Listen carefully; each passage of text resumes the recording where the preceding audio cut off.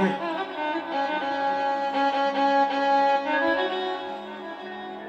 devam kardeşim. Hemşe tepsilerini görüşelim.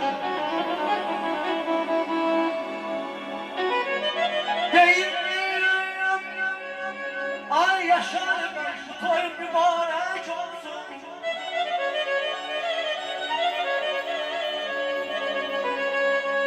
Toy yediğine Hüsna'ya çatan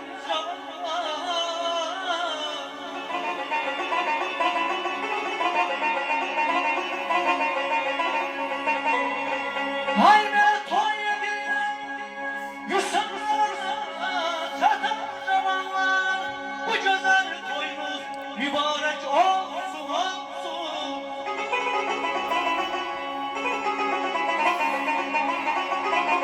Allah'ım olsun. Yüreğden kurşun, yüreğden gül, atanlayım yarın biri. Vay vay vay vay.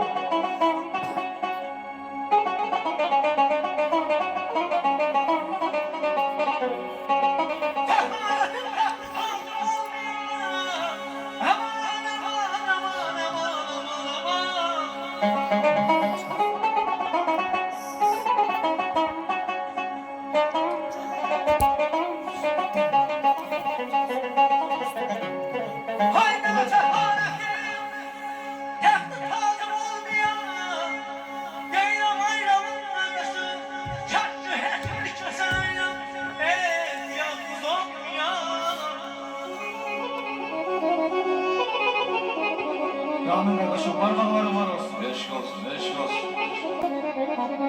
Razıyım ki korkusu olmaya.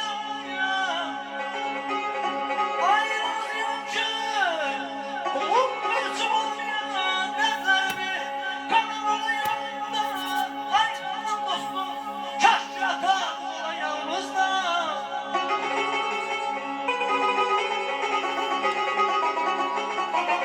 Değilim ay yaşar bey boşuna yasız. Ömür süresiz. Böyle 70-80 100.000 gönlümsiz. Mehke'nin yolunda tükürdüm cümleyiz. Okudum dersini, dediler